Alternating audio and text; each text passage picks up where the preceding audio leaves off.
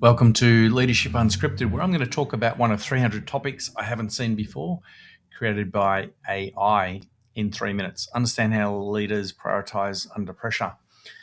Is that how they should or how they actually do? So I might take that from two angles.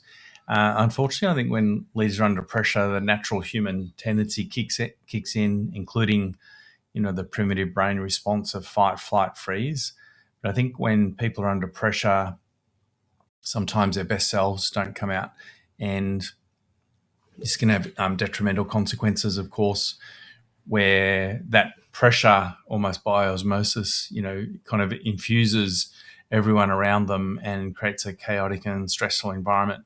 So that's the negative side. Of course, pressure can also, create diamonds, right? So under pressure, priorities do become more important. And, I know during the pandemic, it was interesting to work with leaders and teams around their response.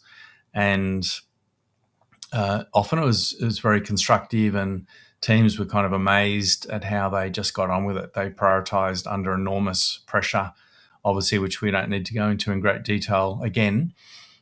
But after the pandemic, it was I made an interesting observation numerous times about how once teams lost that sense of urgency and prioritization and purpose, they were left flailing a little bit. They weren't quite sure what their identity was. And so nothing like a crisis to bring a team together. But when there's not a crisis, or at least pressure, what actually brings us together? What is our purpose? So I think, it's really interesting to see how different leaders respond when there are enormous number of priorities and a lot of pressure.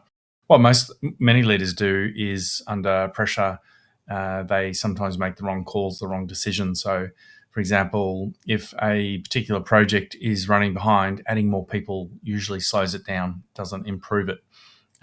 My preference, I always kind of coach and mentor people around, resource it to just the minimum that you think will get the job done without putting pressure on people, and no more. But when projects don't go very well, what people do is they start adding people into the mix, which generally slows things down. It's counterintuitive, but adding more people doesn't actually make it more constructive or more productive.